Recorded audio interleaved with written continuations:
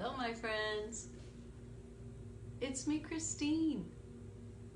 It's Thursday at midday, and I would love to share a few moments of mindfulness, peace, breathing together.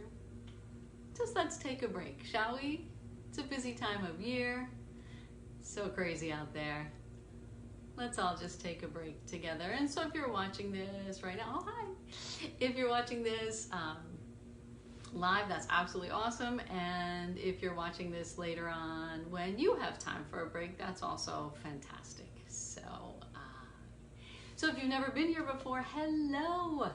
I'm Christine. I'm a holistic health coach, breathwork coach. I'm into all that stuff. And it's not about me though. When I show up here on a Thursday around midday, I'm here for you. Maybe, just maybe, some of the habits and practices and research that I've done can bring to your world, even if it's just a few minutes, bring you a little bit more peace, a little bit more calm. And we know that when we're more peaceful and when we're more calm, our immune system functions better also. Yes, we all need that right now. So thank you so much for being here. As I love to do with you in the beginning of our visits together, dear friends, I like to breathe.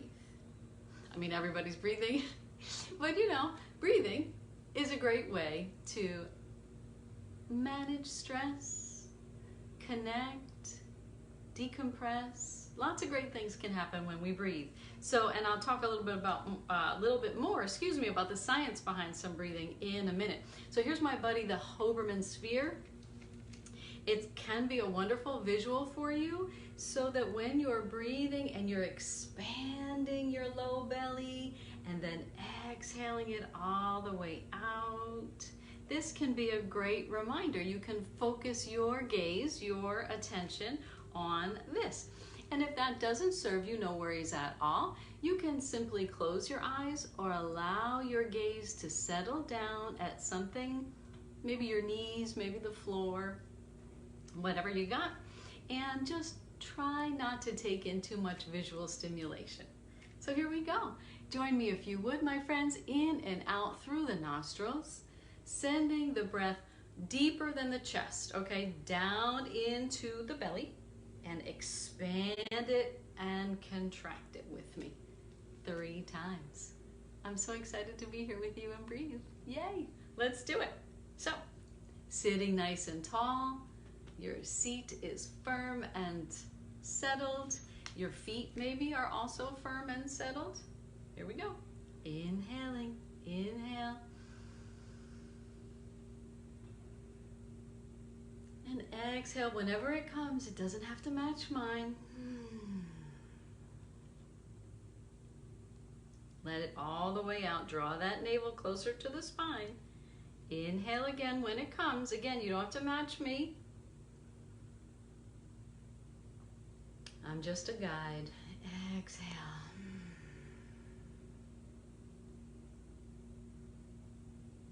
Last time, make it a big one. Maybe fill up so much you get a little taller even though you're sitting down. Inhale.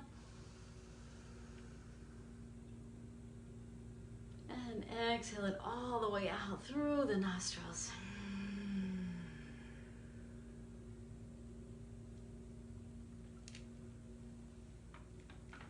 And now return to your natural breath.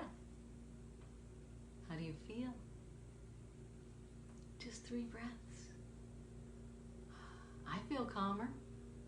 My mind is a little bit more clear. I hope the same is true for you. I mentioned that there's some science behind this, and I won't get too into it because that might be boring or something, but there's this really cool thing called heart rate variability. And I have the distinct privilege of having a cardiologist who is trained in Harvard, wow, and kind of a smart fellow. And it was his suggestion to look into this. So yay you, cardiologist. So the heart rate variability is the measure of time between heartbeats. That's all that is. But what we know about the central nervous system, and again, I don't want to go too crazy. Feel free to Google it though. Heart rate variability. Harvard's done a lot of work on it, but a lot of people have. It really is our ability, speaks to our ability to sure have stressful moments, scary moments, sad moments, whatever we've got, and then rebound from them. And be able to decompress, be able to release the stress so we don't stay in fight or flight mode all the time. That, of course, is not good for our heart. So what we just did, those 3 breaths, that counts. And if you can, and try it another time when I'm not with you, 5 breaths, 10 breaths, and expand that. And there are apps that track you and all the things, but all you have to do is sit still and breathe. Slow, deep into the body every day for a few minutes. And you can do this. You can do this all by yourself. You don't even need me, which is wonderful. I always say to my clients, go ahead and put me out of business. That means you're doing awesome. So I just wanted to make sure that I addressed some science behind that because it's really, really helpful to know why. Why am I doing this? So, okay, so here we go. We are going into a seriously wonky holiday season, or we've already had Thanksgiving, and things are different now, aren't they? And sometimes we can have a little movie in our minds that keeps playing, and maybe it's not a great movie. Maybe it's sad or scary, or you wish you could unsee it, but you just can't. Whatever. If it's negative in any way, shape, or form, I'd like to maybe bring you a suggestion on how you might be able to release it. Okay?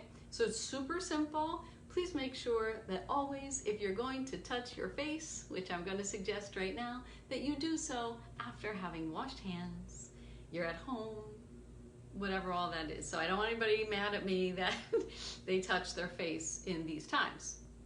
I trust that you will be responsible with that.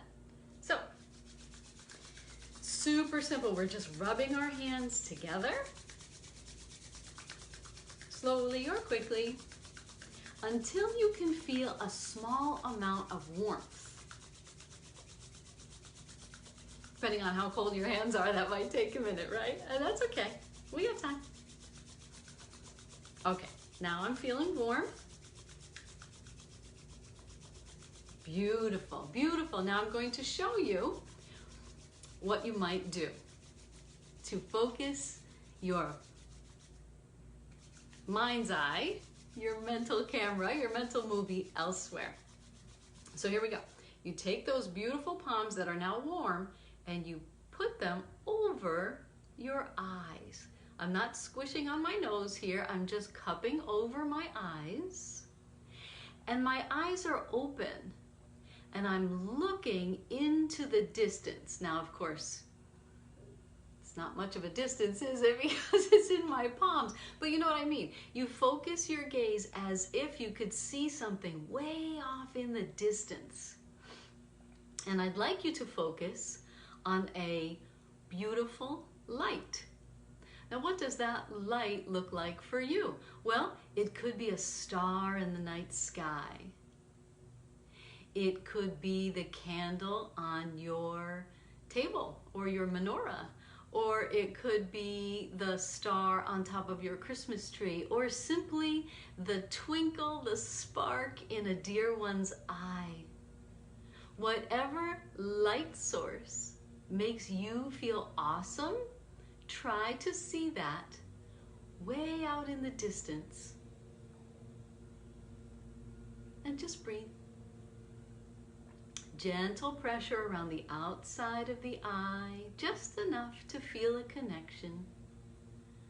Can you see your light?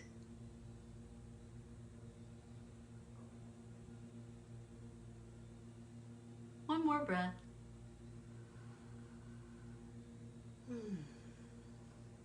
I wonder if that helped you a little bit. And if not in this moment, maybe when you when your internal vision shows you something that you'd rather not see, maybe that would be the moment to practice that. It's an idea, you know, yeah. So, yeah. So also I wanted to mention that